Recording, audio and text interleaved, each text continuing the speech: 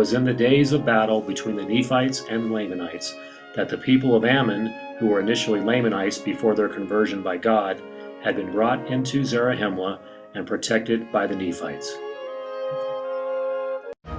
Because of their oath, they had sworn not to take up their weapons against the Lamanites and would shed no more blood. So they chose to bury their weapons in the earth, or turn them into plowshares, rather than to break their covenant with the Lord.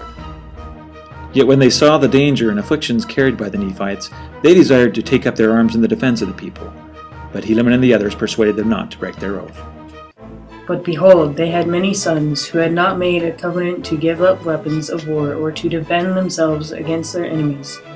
Therefore they did assemble themselves together, as many were able to take up arms, and they called themselves Nephites. There were 2,000 of these young men who swore to defend their people and new traditions. They were exceedingly valiant for courage and also for strength and activity, but behold, this was not all. They were men who were true at all times in whatsoever thing they were entrusted. They became a great support to the Nephites and chose Helaman to serve as their leader. Yea, they were men of truth and soberness, for they had been taught to keep the commandments of God, to walk uprightly before him. With their leader at the helm, these 2,000 young warriors began to march with a design and a strategy set by their leaders so they could assist Antipas in a battle against the Lamanites. To assist them in their march, many provisions were brought to the sons of Helaman. Wanting to preserve the 2,000 stripling warriors from bloodshed, Antipas told Helaman to send them marching a great distance northward to outrun the armies of the Lamanites. By this strategy, Antipas wanted to draw away the Lamanites from the sons of Helaman.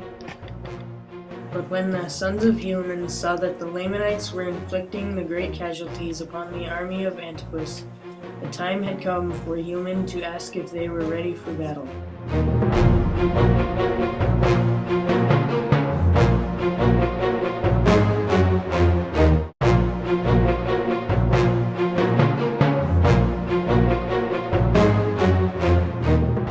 Now they had never fought, yet they did not fear death, and they did think more upon the liberty of their fathers than they did upon their lives.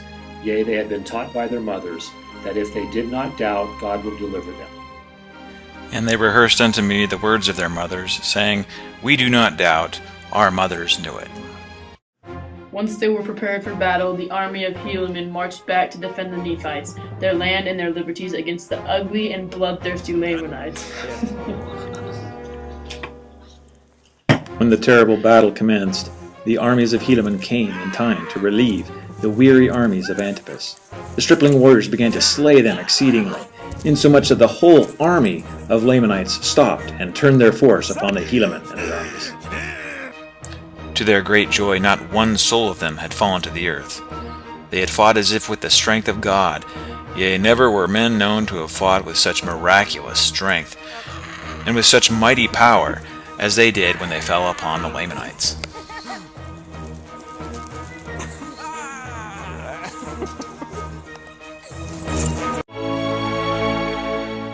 They did obey and observe to perform every word of command with exactness. I did remember the words which they said unto me, that their mothers had taught them. And it came to pass that there were 200 out of 2,060 who had fainted because of the loss of blood. Nevertheless, according to the goodness of God, and to our great astonishment, and also the joy of our whole army, there was not one soul of them who did perish.